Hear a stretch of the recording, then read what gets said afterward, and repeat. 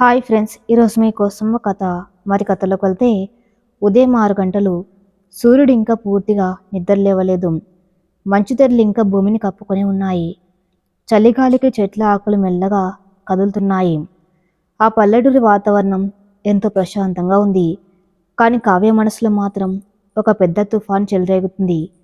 చేతుల వేడి కాఫీ కప్పుతో బాల్కన్ నిలబడి శూన్యంలోకి చూస్తుంది కావ్య. ఆ కాఫీలోంచి వస్తున్న పొగలు గాల్లో కలిసిపోతున్నట్లే ఆమె జీవితంలోని ఆశలు కూడా ఎటో ఆవిరైపోతున్నాయని ఆమెకు అనిపిస్తుంది. కావ్య రవిల వివాహం జరిగి 5 ఏళ్లు దాటుతుంది. పెళ్ళైన కొత్తలో వారి దాంపత్యం అందరూ అసూయపడేంత అన్యోన్యంగా ఉండేది. రవిది సాఫ్ట్వేర్ ఉద్యోగం. పెళ్ళైన మొదటి 2 ఏళ్లు ఇద్దరు బెంగళూరులోనే ఒక చిన్న ఫ్లాట్లో ఎంతో సంతోషంగా గడిపారు. కానీ ఆ తర్వాత రవికి ప్రమోషన్ రావటం, ప్రాజెక్టు వర్క్ భారం పెరగటంతో అతని దినచర్య పూర్తిగా మారిపోయింది. అదే సమయంలో కావ్య అత్తమామల ఆరోగ్య పరిస్థితి క్షీణించడంతో వారి బాగోగులు చూసుకోవడానికి ఆమె సొంతూరికి రావాల్సి వచ్చింది. అప్పటి నుంచి వారి మధ్య భౌతిక దూరం పెరిగింది. రవి బెంగళూరులో, కావ్య కర్నూల్లో. నెలకోసారి లేదా పండగలకు రవి ఇంటికి రావటం, 4-5 రోజులు ఉండి వెళ్ళటం, ఇదే వాళ్ళ దినచర్యగా మారిపోయింది.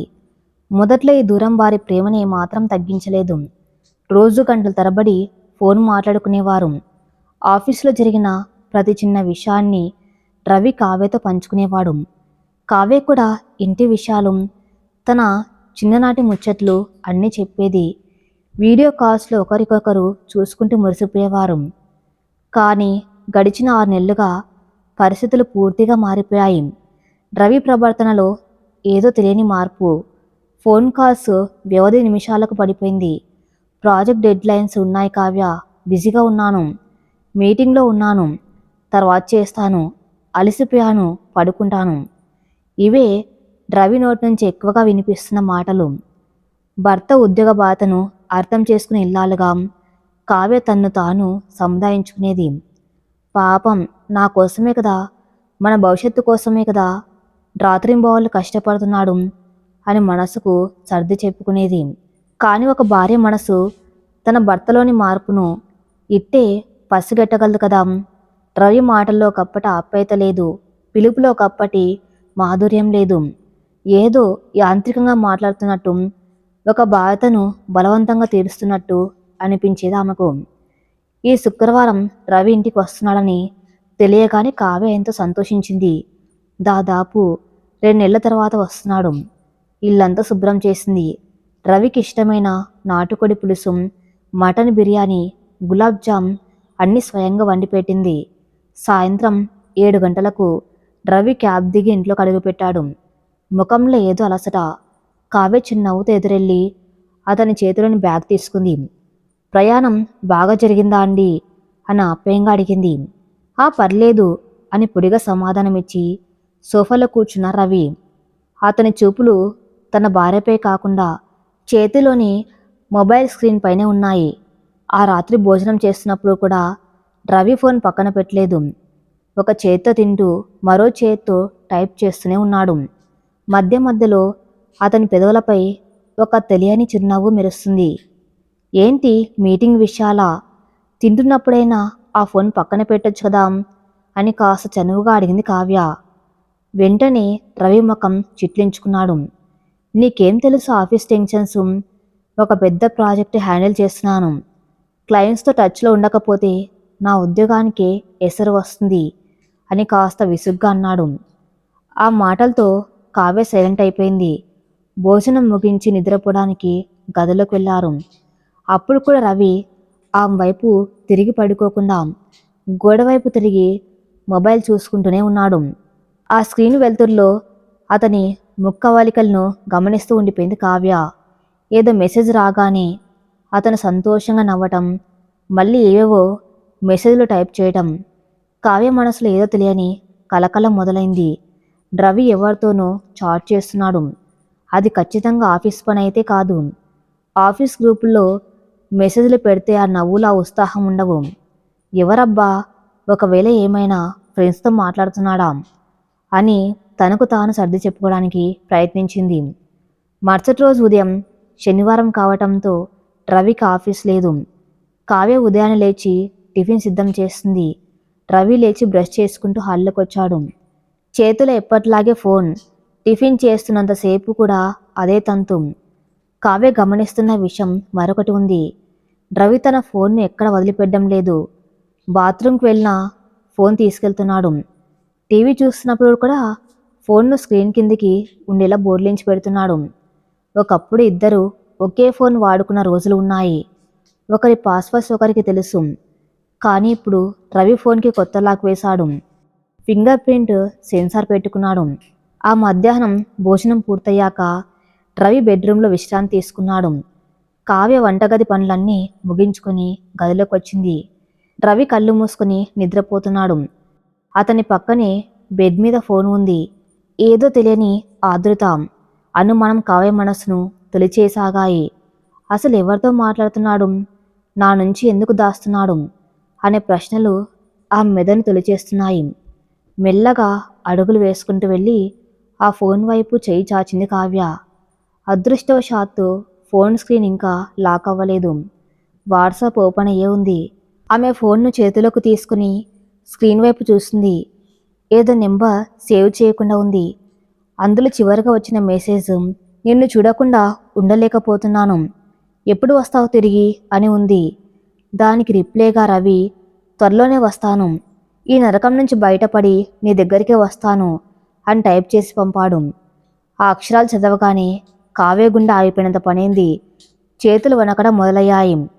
కళ్ళ ముందు చీకట్లు కమ్ముకున్నట్టు అనిపించింది. ఈ నరకం నుంచి బయటపడి అంటే అర్థమేమిటి? తన సంసారం అతనికి నరకంలా అనిపిస్తున్నాయా? ఎవరామె? ఏంటిదంతా అని ఆమె మెదడు మొద్దుబారిపోయింది. ఇంకేదో చదవాలని ఆమె స్క్రీన్ వైపు స్క్రోల్ చేయబోయింది. సరిగ్గా అదే సమయంలో రవి కళ్ళు తెరిచాడు. తన చేతిలో లేని ఫోన్ని వెతుక్కుంటూ పక్కకు చూశాడు. అక్కడ కావ్య ఫోన్ పట్టుకుని వణుకుతూ నిలబడి ఉండటం చూసి ఒక్క ఉదుట మంచం మీద నుంచి లేచాడు. అతని కళ్ళల్లో ఎన్నడూ చూడని కోపం కట్టలు తెంచుకుంది.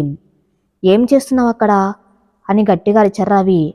ఆ అరుపుకి కావ్య ఉలిక్కిపడి చేతిలో ఉన్న ఫోన్ని కింద పడేయబోయింది. రవి వేగంగా ముందుకొచ్చి ఆమె చేతిలో నుంచి ఫోను లాక్కున్నాడు. ఎలాంటి భౌతిక దాడి చేయకపోయినా అతని మాటలు, అతని ప్రవర్తన కత్తుల్లా ఆమె గుండెల్లోకి దూసుకుపోయాయి. నీకెన్నిసార్లు చెప్పాలి నా ఫోన్ ముట్టుకోవద్దని?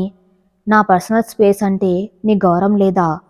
ఒకరి ప్రైవసీని గౌరవించడం నీకెవరు నేర్పించలేదా అంటూ కఠినంగా నిలదీశాడు. కావ్య కళ్ళల్లో నీళ్లు తిరిగాయి. గొంతు వణుకుతూ ఉండగా, పర్సనల్ స్పేసా? ప్రైవసీయా? నా దగ్గర దాచవలసినంత ప్రైవసీ ఏముంది నీకు? అయినా ఎవరావిడా? ఎవరితో మీకంత పర్సనల్ చాటింగ్? ఈ నరకం నుంచి వస్తాను అని మెసేజ్ పెట్టారు. నేనంటే మీకు నరకంలా ఉందా అని సూటిగా అడిగింది.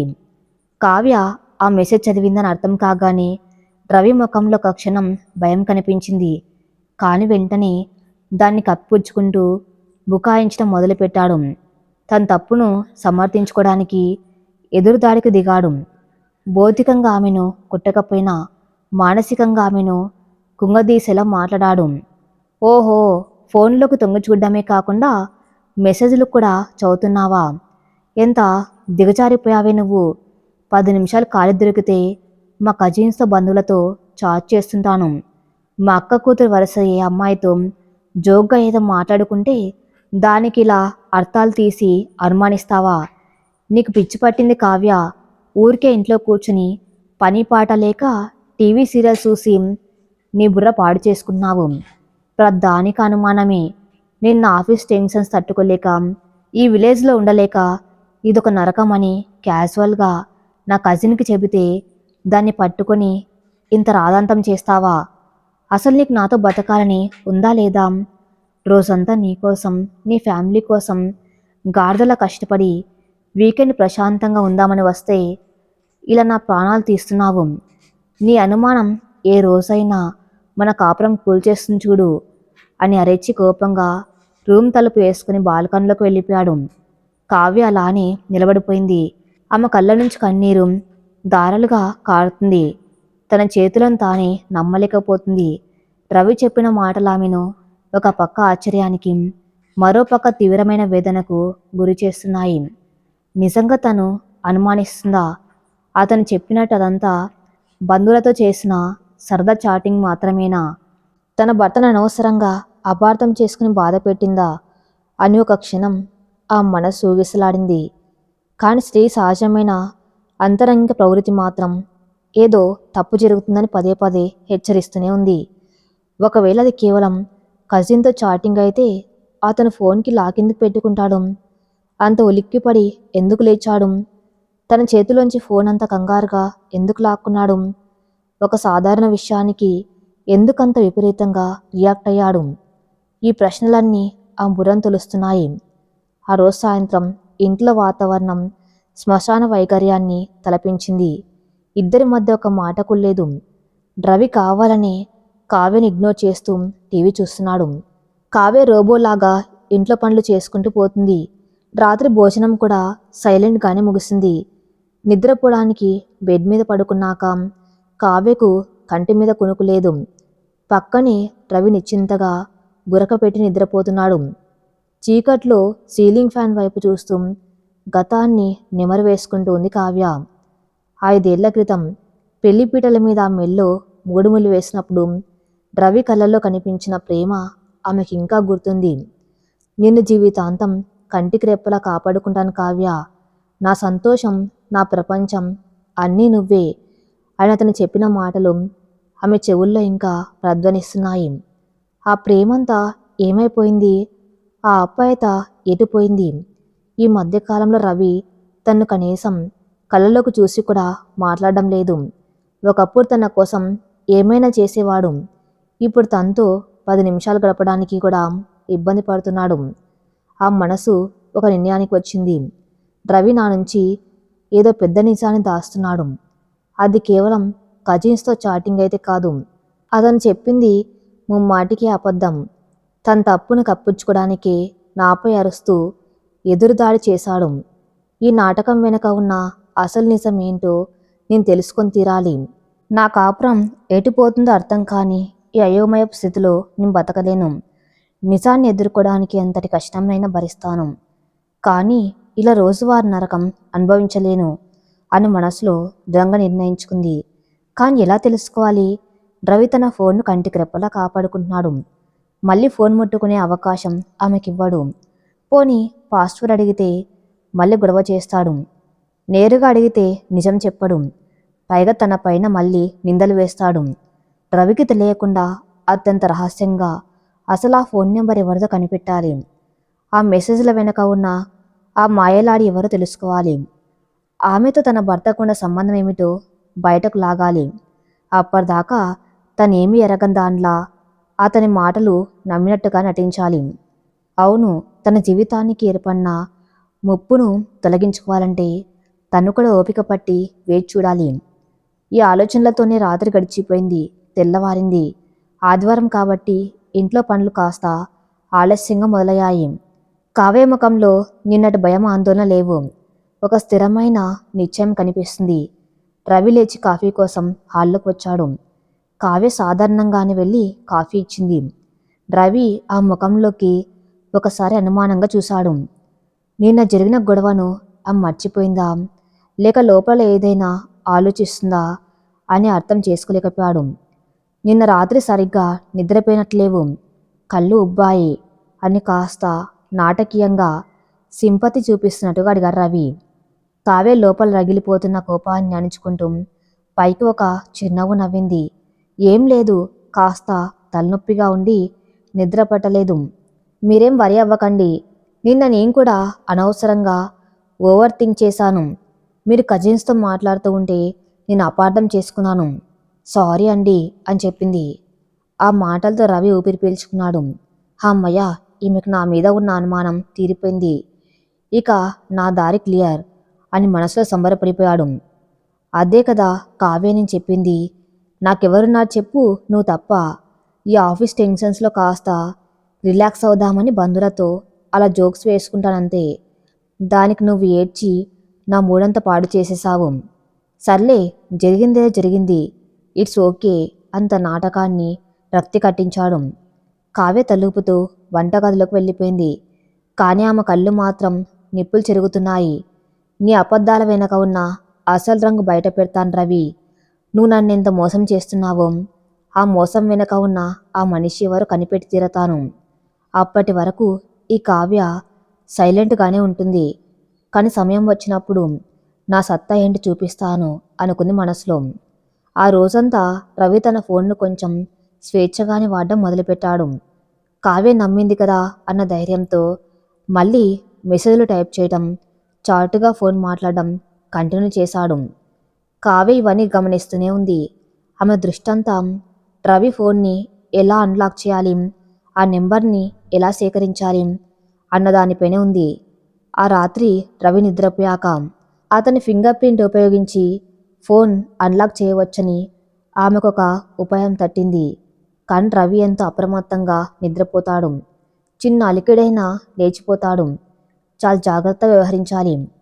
రాత్రి 10 గంటలకల్లా రవి పడుకున్నాడు.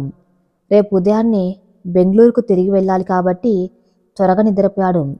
కావ్య పక్కనే పడుకొని అతను గాఢ నిద్రలోకి వెళ్ళేంత వరకు వేచి చూసింది. రాత్రి 12 గంటల సమయంలో రవి శ్వాస నిలకడగా మారింది. అతను మంచి నిద్రలో ఉన్నాడని అర్థమైంది. కావ్య నెమ్మదిగా బెడ్ మీద నుంచి లేచి ఎలాంటి శబ్దం చేయకుండా రవి పక్కన ఉన్న టీపాయ్ మీద నుంచి ఫోన్ తీసుకుంది. గుండెలు వేగంగా కొట్టుకుంటున్నాయి. చేతులు వణుకుతున్నాయి. ఏ మాత్రం తప్పు జరిగినా మళ్ళీ పెద్ద గొడవ అవుతుంది. చాలా నెమ్మదిగా రవి కుడి చేతిని తీసుకుని అతని బొటన వేలిని ఫోన్ సెన్సార్పై ఉంచింది. క్లిక్ మని చిన్న శబ్దం చేస్తూ ఫోన్ అన్లాక్ అయింది. కావ్య ప్రాణం లేచి వచ్చినట్లయింది. వెంటనే స్క్రీన్ బ్రైట్నెస్ తగ్గించి వాట్సాప్ ఓపెన్ చేసింది. అందులో మొదటి చాట్ ఆ నెంబర్దే. ఆ ప్రొఫైల్ పిక్చర్ని చూసి ఆమె షాక్ అయింది. అది ఒక అందమైన ఆధునిక యువతి ఫోటో. కింద పేరు లేదు, కేవలం ఒక హార్ట్ సింబల్ మాత్రమే పెట్టి సేవ్ చేశారు రవి. కావ్య చేతులు వణుకుతూ ఉండగా ఆ చాట్ హిస్టరీ మొత్తం పైకి స్క్రోల్ చేసింది. అందులో ఉన్న మెసేజ్లు చదువుతున్న కొద్దీ ఆమె కళ్ళ వెంబడి కన్నీళ్లు ధారాలుగా కారుతున్నాయి. అదొక పచ్చి నిజం. తన భర్త తనను దారుణంగా మోసం చేస్తున్నాడు.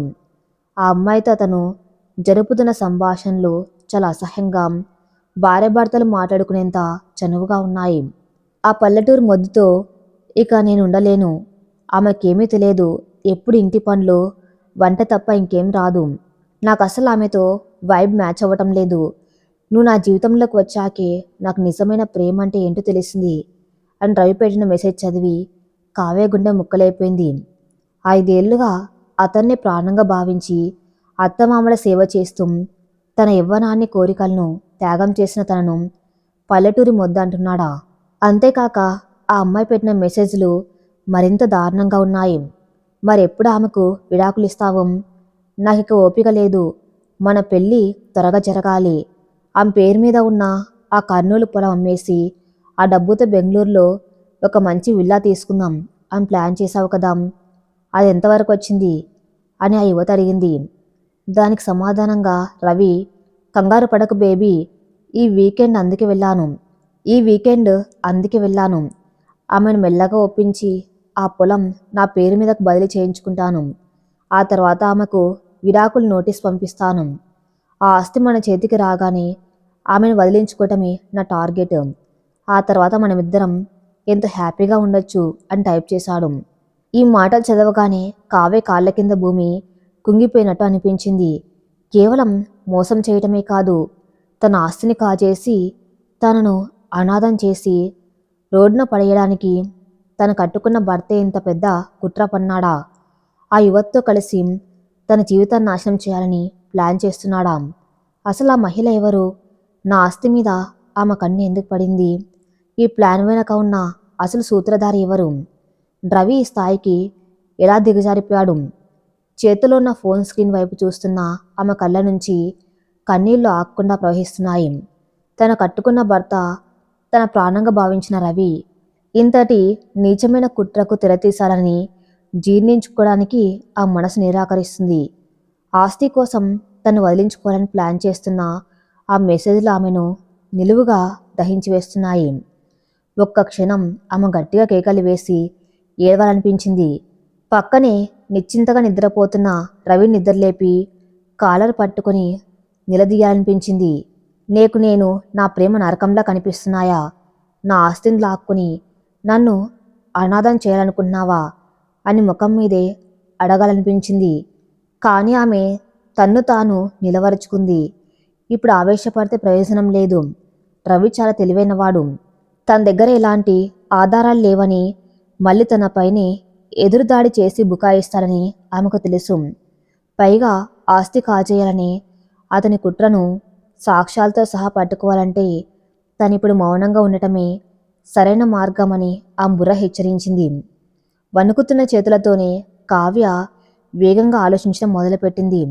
రవికి తెలియకుండానే ఈ చాటుకి సంబంధించిన ఆధారాలు తన దగ్గర ఉండాలి. వెంటనే ఆమె తన ఫోన్ తీసుకుని రవి ఫోన్ స్క్రీన్పై ఉన్న ఆ మెసేజ్లను స్పష్టంగా కనిపించేలా ఫోటోలు తీసింది. ఆ యువతి నెంబర్ను, ప్రొఫైల్ పిక్చర్ను కూడా తన ఫోన్లోకి బంధించింది. రవి ఫోన్ నుంచి ఏవైనా మెసేజ్లు తన ఫోన్కి ఫార్వర్డ్ చేసుకుంటే అతను పసిగట్టే ప్రమాదం ఉందని కేవలం ఫోటోలు మాత్రమే తీసి తన ఫోన్లో ఒక సీక్రెట్ ఫోల్డర్లో దాచుకుంది. పని పూర్తయ్యాక రవి ఫోన్ స్క్రీన్ లాక్ చేసి అది ముందు ఎలా ఉందో సరిగ్గా అలాగే టీపాయ్ మీద పెట్టింది. నెమ్మదిగా వచ్చి మళ్ళీ బెడ్ మీద పడుకుంది. కానీ ఆమెకు కంటి మీద కునుకు లేదు. రవి వేస్తున్న ప్రతి శ్వాస ఆమెకు ఒక విషసర్పం బుస కొడుతున్నట్టుగా అనిపిస్తుంది. 5 ఏళ్ల తన వైవాహిక జీవితం మొత్తం ఒక అబద్ధమని, తను ప్రేమించిన మనిషి ఒక రాక్షసుడని తెలుసుకున్న ఆ రాత్రి ఆమె పాలిట ఒక యుగంలో గడిచిపోయింది.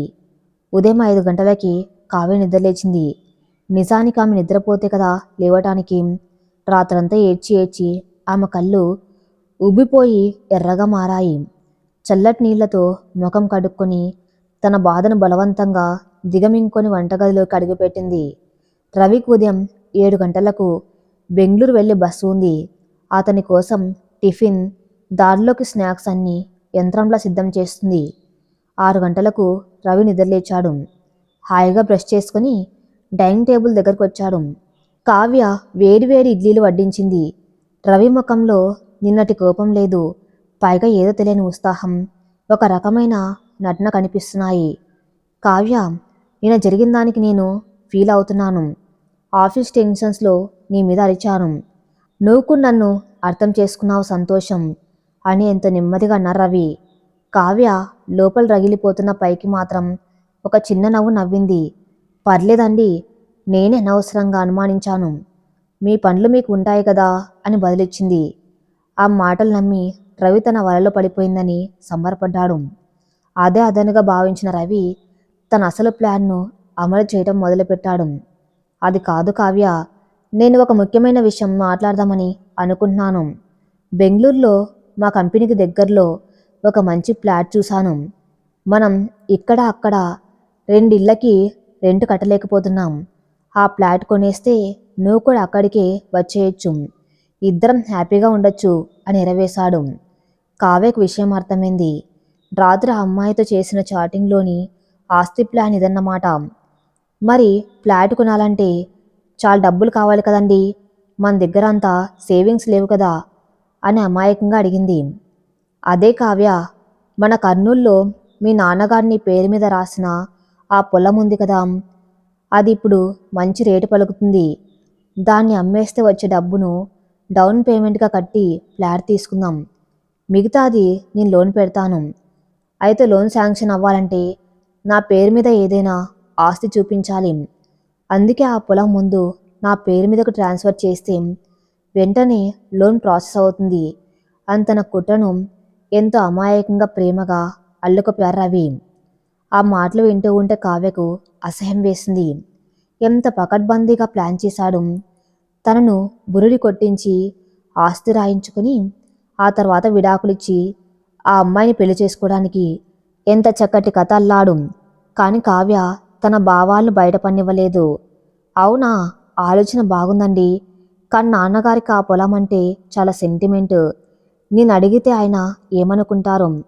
మీరు ఈసారి వచ్చినప్పుడు మనమిద్దరం కలిసి నాన్నతో మాట్లాడదాం. ఈలోపు మీరు బెంగళూరులో ఆ ప్లాట్ పేపర్స్ అన్నీ సరిచేసుకోండి అనేంత తెలివిగా ఆ విషయాన్ని వాయిదా వేసింది. రవికి కాస్త నిరాశ ఎదురైంది. కావ్య ఒప్పుకుంది కదా, ఈసారి వచ్చినప్పుడు ఎలాగోలా రాయించుకోవచ్చులే అని సరిపెట్టుకున్నాడు. సరే కావ్య, నేను బయలుదేరతాను, నువ్వు జాగ్రత్త అని చెప్పి తన బ్యాగ్ తీసుకొని క్యాబ్ ఎక్కాడు. క్యాబ్ బీచ్ చివరకు వెళ్ళి మలుపు తిరిగేదాకా చూస్తూ నిలబడింది కావ్య. కారు కనుమరుగవ్వగానే తలుపు గడియ పెట్టి లోపలికి వచ్చింది. అప్పటి వరకు గుండెల్లో అణిచిపెట్టుకున్న దుఃఖం, ఆక్రోశం కట్టలు తెంచుకున్నాయి. సోఫాలో కుప్పగూలిపోయి 2 చేతులతో ముఖం కప్పుకొని వెక్కి వెక్కి ఏడ్చింది. నేనేం పాపం చేశాను దేవుడా, నాకే ఎందుకింత పెద్ద శిక్ష వేశావు? అతను నమ్మి నా జీవితాన్ని, నా కళను, నా చదువును అన్నీ వదిలేసుకుని ఈ పల్లెటూరులో పడి ఉన్నాను. అతని తల్లిదండ్రులకు సేవ చేశాను. అయినా సరే నన్ను ఒక పల్లెటూరు మొద్దులా చూస్తున్నాడా? నా ఆస్తి మీద ఆశతో నన్ను మోసం చేస్తున్నాడా అని తనలో తాను కుమిలిపోతూ ఏడ్చింది. గది గోడలపై ఉన్న వారి పెళ్లి ఫోటోలు చూస్తుంటే ఆమెకు పిచ్చెక్కినట్టు అవుతుంది. ఆ ఫోటోల్లో ఉన్న రవి నవ్వు ఇప్పుడు ఆమెకు ఒక క్రూరమైన రాక్షసు నవ్వులా కనిపిస్తుంది. గంటల తరబడి ఏడ్చిన తర్వాత ఆమె కన్నీళ్ళు ఇంకిపోయాయి. గుండెలో బాధ స్థానంలో ఒక తెలియని మొండితనం, ఆవేశం చోటు చేసుకున్నాయి. ఇక ఏడ్చింది చాలు కావ్య, ఏడుస్తూ కూర్చుంటే వాడు నిన్ను రోడ్డున పడేస్తాడు. నువ్వే తప్పు చేయలేదు, తప్పు చేసింది వాడు. ఇప్పుడు నువ్వు నీ ఆత్మగౌరవం కోసం, నీ తల్లిదండ్రుల పరువు కోసం పోరాడాలి. ఈ మోసం వెనక ఉన్న ఆ మాయలాడి ఎవరో తెలుసుకోవాలి అని తన్ను తాను ధైర్యం చెప్పుకుంది. ముఖం కడుక్కొని కాస్త స్థిమితపడి తన ఫోన్ తీసుకుంది కావ్య. రాత్రి తాను తీసుకున్న ఫోటోలను ఓపెన్ చేసింది. ఆ ఫోన్ నెంబర్ను ఒక కాగితం మీద రాసుకుంది. తన ఫోన్లోని వాట్సాప్ ఓపెన్ చేసి ఆ నెంబర్ని సేవ్ చేయకుండానే సెర్చ్ చేసి చూసింది. అక్కడ ప్రొఫైల్ పిక్చర్ పబ్లిక్గానే ఉంది. రవి ఫోన్లో చూసిన అదే ఫోటో. కింద పేరు అనిత, క్రియేటివ్ డైరెక్టర్ అని రాసి ఉంది. ట్రూ కలర్లో ఆ నెంబర్ని వెతికితే అనిత రెడ్డి, బెంగళూరు అని వచ్చింది. అంటే ఆమె పేరు అనిత, బెంగళూరులోనే ఉంటుంది. బహుశా రవి ఆఫీసులో పనిచేస్తూ ఉండొచ్చు, లేదా ఏదైనా ఈవెంట్లో పరిచయమై ఉండొచ్చు. ఆ ప్రొఫైల్ ఫోటోను జూమ్ చేసి చూసింది కావ్య.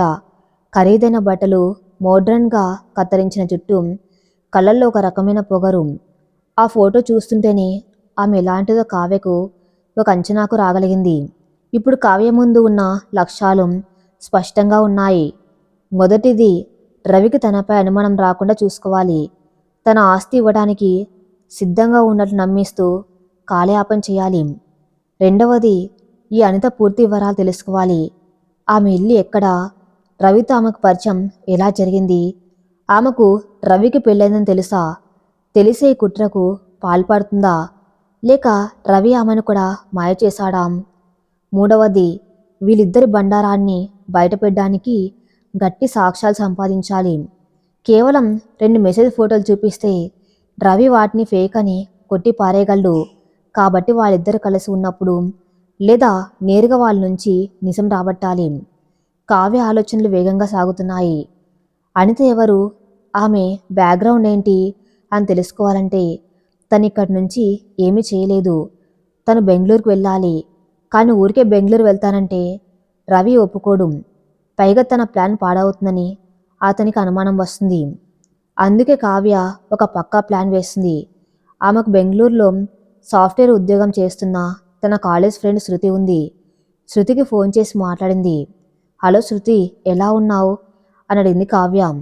ఏంటి కావ్య, పెళ్ళైన తర్వాత ఈ ఫ్రెండ్ని మర్చిపోయావు, ఎలా ఉన్నావు, మీ ఆయన ఎలా ఉన్నాడు అని అడిగింది శృతి. అంతా బాగుంది శృతి, నేను అర్జెంటుగా ఒక 2 రోజులు బెంగళూరు రావాలి, రవికి సర్ప్రైజ్ ఇద్దామని. కానీ అతను ఆఫీస్లో బిజీగా ఉంటాడు కదా, నేను నీ రూమ్కి వచ్చి అక్కడే ఉండి అతనికి తెలియకుండా తన ఆఫీస్ దగ్గరికి వెళ్ళి సర్ప్రైజ్ ఇద్దామనుకున్నాను. ఒక 2 రోజులు నీ దగ్గర ఉండొచ్చా అని అబద్ధం చెప్పింది కావ్య. అసలు విషయం చెబితే శృతి కంగారు పడుతుందని, సమయం వచ్చినప్పుడు చెబుతామని ఆగిపోయింది. అలాగే రావే, నా రూమ్ నీది కాదా, ఎప్పుడొస్తున్నావు అని ఆనందంగా అడిగింది శృతి.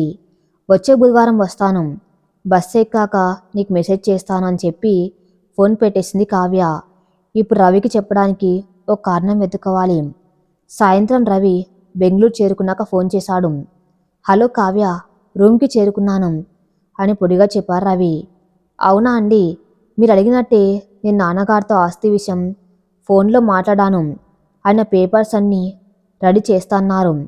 అయితే వచ్చే బుధవారం మా ఫ్రెండ్ శృతి వాళ్ళ ఊరు నుంచి బెంగళూరు వెళ్తుంది. ఆమెతో పాటు నేను కూడా బెంగళూరు వద్దామనుకుంటున్నాను. ఆ ఫ్లాట్ ఏదో నేను కూడా చూస్తాను కదా, మీకు కూడా వంట చేసి పెట్టినట్టు ఉంటుంది. ఒక వారం రోజులు ఉండి వచ్చేస్తాను అని చాలా క్యాజువల్గా ఆస్తి ఆశ చూపిస్తూ అడిగింది కావ్య. కావ్య నోటి వెంట ఆస్తి పేపర్స్ రెడీ అనే మాట వినగానే రవి ఎగిరి గంతేశాడు. తన ప్లాన్ వర్కౌట్ అవుతుందన్న ఆనందంతో కావ్య బెంగళూరు రావడానికి వెంటనే ఒప్పేసుకున్నాడు. అలాగే కావ్య, తప్పకుండా రా. నువ్వు వస్తే నాకు కూడా బాగుంటుంది కదా.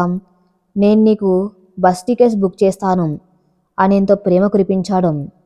ఫోన్ కట్ చేసిన కావ్య పెదవులపై ఒక వ్యంగ్యమైన నవ్వు మెరిసింది. వస్తున్నాను రవి, నీ ప్లాట్ చూడ్డానికి కాదు, నీ బండారం బయటపెట్టడానికి. నీ వెనక ఉన్న ఆ అనిత అసలు రంగు చూడ్డానికి. నా జీవితంతో ఆడుకున్న మీ ఇద్దరికి తగిన శాస్త్ర చేయడానికి వస్తున్నాను అని గట్టిగా నిశ్చయించుకుంది. మంగళవారం రాత్రి కర్నూలు బస్టాండ్ ప్రయాణికులతో రద్దీగా ఉంది. కావ్య బెంగళూరు వెళ్ళి స్లీపర్ బస్ ఎక్కి తన సీట్లో కూర్చుంది. బస్సు కిటికీలోంచి బయటకు చూస్తున్న ఆమె కళ్ళకు ఆ బస్టాండ్ లైట్లు మసకబారి కనిపిస్తున్నాయి. ఒకప్పుడు ఇదే బెంగళూరుకు రవితో కలిసి ఎంతో ఉత్సాహంగా సంతోషంగా ప్రయాణించిన రోజులు ఆ మనసులో మెదిలాయి. అప్పుడు ఆ ప్రయాణం ఒక అందమైన జీవితం వైపు అడుగులు వేస్తున్నట్టు అనిపించేది.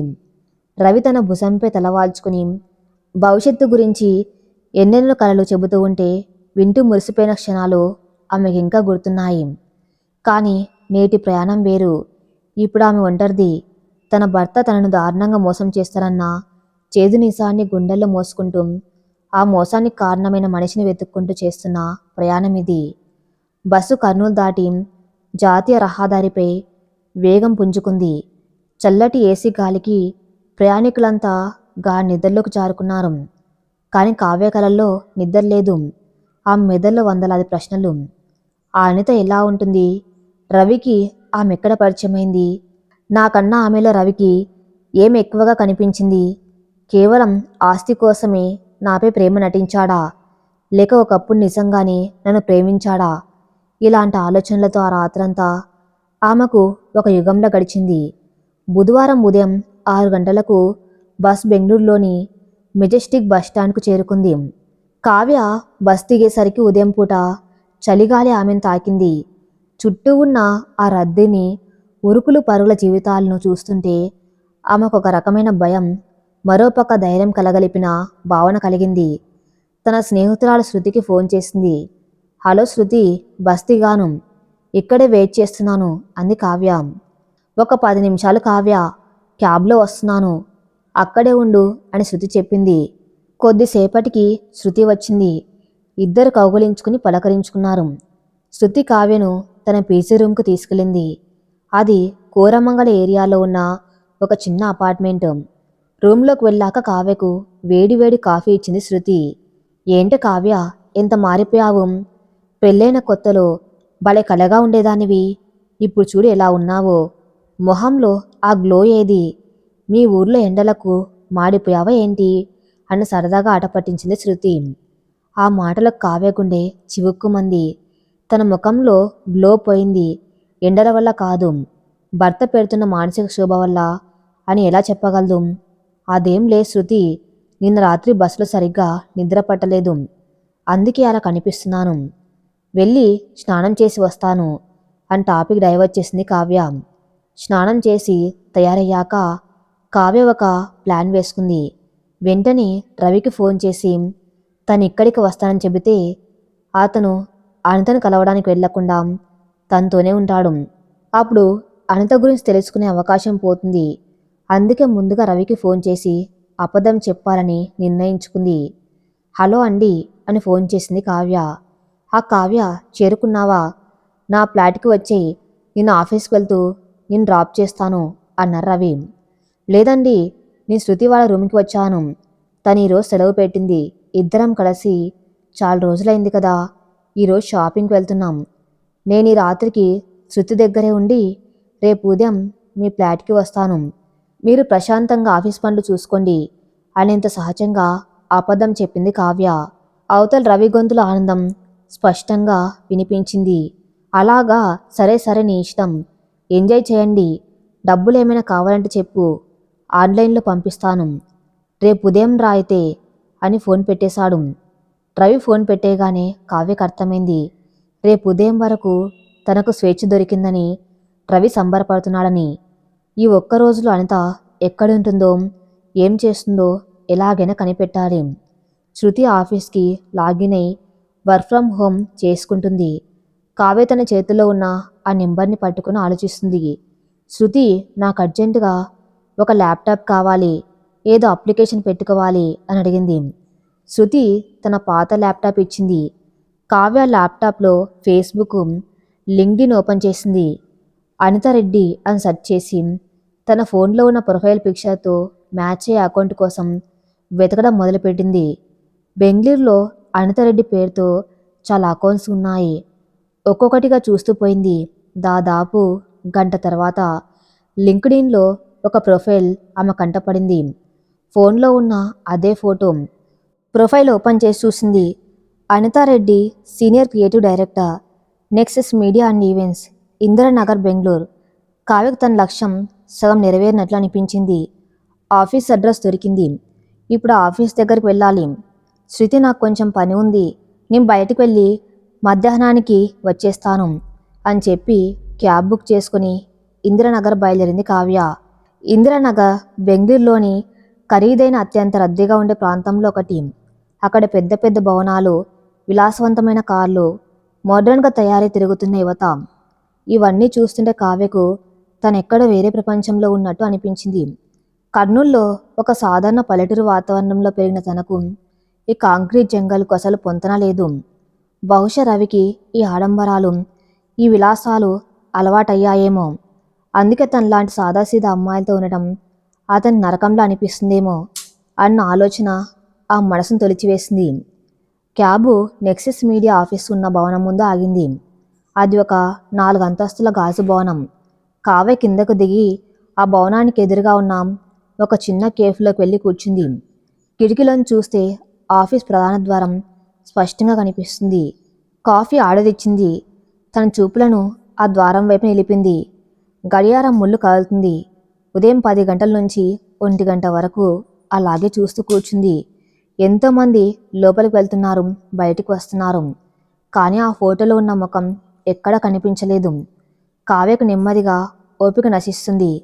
ఒకవేళ ఈరోజు ఆమె ఆఫీస్కి రాలేదా, లేక ఆమెకు కూడా వర్క్ ఫ్రమ్ హోమ్ ఉందా, నా ప్రయత్నం వృధా అయిపోయిందా అని భయపడసాగింది. మధ్యాహ్నం 1 గంటన్నర సమయం. భోజన విరామం కావటంతో ఆఫీస్ నుంచి గుంపులు గుంపులుగా జనం బయటికి వస్తున్నారు. అప్పుడే గాజు తలుపులు నెట్టుకుని బయటకు వచ్చింది అనిత. కావ్య గుండె ఒక్కసారిగా వేగంగా కొట్టుకోవడం మొదలైంది. ఫోటోలో చూసిన దానికంటే అనిత ఇంకా మోడర్న్గా ఉంది. డిజైనర్ బట్టలు, హై హీల్స్, భుజానికి ఒక ఖరీదైన హ్యాండ్ బ్యాగ్, కళ్ళకు సన్ గ్లాసెస్.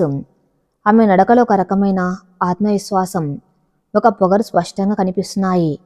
తన చుట్టూ ఉన్న వాళ్ళతో ఏదో మాట్లాడుతూ నవ్వుతుంది. ఆ నవ్వు చూస్తుంటే కావ్యకు తెలియని కోపం తన్నుకొచ్చింది.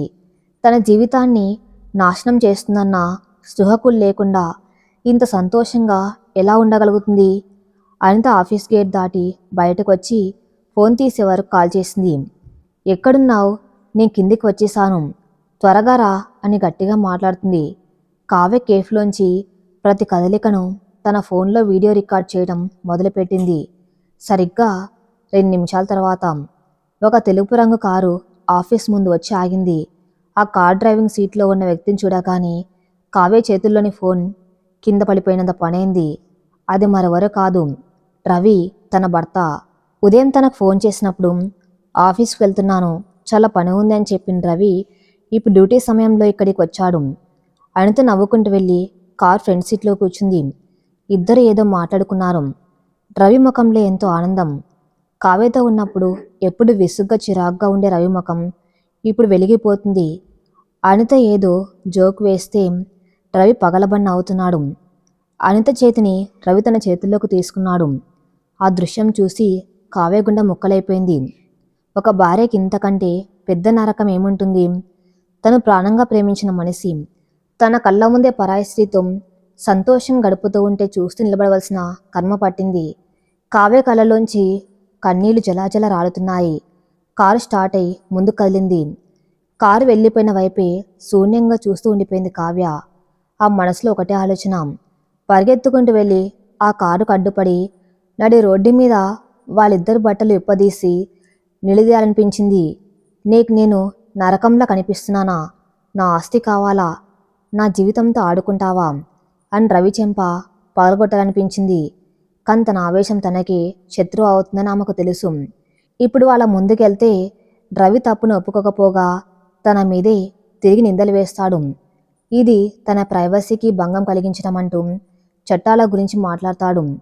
అంతేకాదు ఆస్తి కాజేయాలన్న వాళ్ళ ప్లాన్ను తాను పసిగట్టిన విషయం వాళ్లకు తెలిసిపోతుంది. అప్పుడు వారు మరింత జాగ్రత్త పడి తన్ను వదిలించుకోవడానికి ఇంకేదైనా దారుణమైన ప్లాన్ వేయచ్చు. తనలో తాను సర్ది చెప్పుకుంది కావ్య. లేదు కావ్య, నువ్వు ఓడిపోకూడదు. ఈ కన్నీళ్లతో నీ బాధను కడిగేయి. ఇప్పుడు వాళ్ళిద్దరినీ చూసి నీకు ఒక క్లారిటీ వచ్చింది కదా. వాళ్ళిద్దరు ఎంత క్లోజ్గా ఉన్నారో కళ్ళారా చూసావు. వాళ్ళ ప్లాన్ను ఆధారాలతో సహా బయటపెట్టి రవిని చట్టం ముందు సమాజం ముందు దోషిగా నిలబెట్టాలి. నీ ఆస్తికి నీ ప్రాణానికి రక్షణ కల్పించుకోవాలి. ఆ తర్వాతే వాడి ముఖాన విడాకుల పేపర్లు విసిరేయాలి అని మనసులో బలంగా అనుకుంది. కేఫ్లోంచి బయటకు వచ్చిన కావ్యకు ఇప్పుడు మునపటి భయం లేదు. ఒక స్థిరమైన స్పష్టత వచ్చింది. వాళ్ళెక్కడికి వెళ్ళారో తెలుసుకోవాలి. ఎలాగైనా అనితను ఒంటరిగా కలవాలి. రవి నిజస్వరూపం అనితకు పూర్తిగా తెలుసా, లేక రవి ఆమెను కూడా మాయ చేశాడా అనేది తెలుసుకోవాలి. ఒకవేళ ఆస్తి విషయం అనితకే తెలిసి ఉంటే ఆమె ఎంతటి మోసగత్తయో నేరుగా ఆమె నోటితోనే నిజం రాబట్టాలి. కావ్య క్యాబ్ బుక్ చేసుకుని తిరిగి శృతి రూమ్కి చేరుకుంది. ముఖం కడుక్కొని ఏమీ జరగనట్లుగా శృతితో మాట్లాడింది. ఆ రాత్రి రవికి ఫోన్ చేసి మామూలుగానే మాట్లాడింది. ఏం చేస్తున్నారండి, తిన్నారా అని అడిగింది. ఆ, ఇప్పుడు తిన్నాను కావ్య. ఆఫీస్లో చాలా పని ఉండి లేట్ అయింది. చాలా టైర్డ్గా ఉన్నాను, పడుకుంటాను. రేపు ఉదయం ఫ్లాట్కి వచ్చేయి అనేంత నాటకీయంగా చెప్పారు రవి. ఆ మాటల వెనక ఉన్న పచ్చి అబద్ధాన్ని కావ్య గ్రహిస్తూనే సరేనండి, రేపు ఉదయం వస్తాను అని ఫోన్ పెట్టేసింది. మరుసటి రోజు ఉదయం కావ్య తన లగేజ్ తీసుకుని రవి ఉంటున్న ఫ్లాట్కు చేరుకుంది. రవి ఆమెను చాలా ఆప్యాయంగా పలకరించాడు. రా కావ్య, ప్రయాణం ఎలా జరిగింది? శృతితో బాగా ఎంజాయ్ చేశావా అంటూ ప్రేమను ఒలకబోసాడు. కావ్య అతని కళ్ళలోకి సూటిగా చూసింది. ఆ కళ్ళల్లో ఎక్కడా పశ్చాత్తాపం లేదు, కేవలం మోసం మాత్రమే కనిపిస్తుంది. బాగానే జరిగిందండి. మీరు ఆ ఫ్లాట్ గురించి ఏం ఆలోచించారు అని కావాలని ఆస్తి ప్రస్తావన తెచ్చింది. వెంటనే రవి ముఖంలో ఒక ఉత్సాహం. అవును కావ్య, ఓనర్తో మాట్లాడాను. వారం రోజుల్లో అడ్వాన్స్ ఇస్తే మనకే ఆ ఫ్లాట్ ఇస్తామన్నారు. నువ్వు మీ నాన్నగారితో మాట్లాడి ఆ పొలం ట్రాన్స్ఫర్ పని ఎంత త్వరగా ముగిస్తే అంత మంచిది అంతన అసలు రంగు బయట పెట్టాడు. కావ్య మనసులో నవ్వుకుంది. అలాగా, సరే, ఈ వారం రోజులు నేను ఇక్కడే ఉంటాను కదా. ఆ ఫ్లాట్ ఏంటో నేను కూడా చూస్తాను. మనమిద్దరం కలిసి ఆ నిర్ణయం తీసుకుందాం అని చెప్పింది. రవి కాస్త కంగారుగా అనిపించినా సరే అలాగేలే అని ఒప్పుకోక తప్పలేదు. కావ్య ప్లాన్ ఏంటంటే ఈ వారం రోజుల్లో బెంగళూరులోనే ఉండి రవికి తెలియకుండా అనితను కలుసుకోవటం, వాళ్ళ ప్లాన్ తాలూకా ఆడియో లేదా వీడియో సాక్ష్యాలను సంపాదించటం.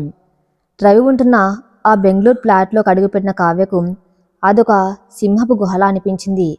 ఒకప్పుడు ఆ ఇంటికి వస్తే ఎంతో సంతోషంగా ఒక ఇల్లాలుగా తనదైన ముద్ర వేయాలని ఆరాటపడేది. కానీ ఇప్పుడు ఆ గడప దాటుతూ ఉంటేనే ఆమెకు తెలియని అసహ్యం, విరక్తి కలుగుతున్నాయి. ఇంట్లోకి రాగానే రవి తన నటనను పతాక స్థాయికి తీసుకెళ్లాడు. కావ్యకి ఇష్టమైన స్వీట్స్ తెచ్చాడు. ఆమెను ఎంతో ఆప్యాయంగా పలకరించాడు. ఆమెకు కాఫీ తనే స్వయంగా కలిపి ఇచ్చాడు. ఇదంతా చూస్తుంటే సాధారణ భార్య అయితే ఎంతో మురిసిపోయేది. కానీ రవి కళ్ళల్లోని ఆ కపట ప్రేమను, ఆ నాటకాన్ని కావ్య స్పష్టంగా చదవగలుగుతుంది. కావ్య, ప్రయాణం బడలిక తీరిందా? ఇక్కడే వారం రోజులుంటావు కదా? నాకైతే చాలా హ్యాపీగా ఉంది. మనం ఆ కొత్త ఫ్లాట్ విషయం కూడా ఓ కొలిక్కి తేవాలి. రేపు మీ నాన్నగారికి ఫోన్ చేసి ఆ ఆస్తి పేపర్స్ను రిజిస్ట్రేషన్ కోసం రెడీ చేయమని చెప్పు. నేను బ్యాంక్లోని పని కూడా మాట్లాడేస్తాను అని కాఫీ కప్పు చేతికిస్తూ ఎంత మామూలుగా అన్నారు రవి. కావ్య ఆ వేడి కాఫీని గొంతులోకి దిగమింగుతూ తనలో ఉప్పొంగుతున్న కోపాన్ని కూడా కంట్రోల్ చేసుకుంది. అలాగే అండి, నాన్నగారితో ఈ సాయంత్రం తీరుబడిగా మాట్లాడతాను. ఆయనకు ఆ పొలం అంటే ప్రాణం కదా. నేరుగా అడిగితే ఫీల్ అవుతారు. ఒక పద్ధతిగా చెప్పి ఒప్పిస్తాను.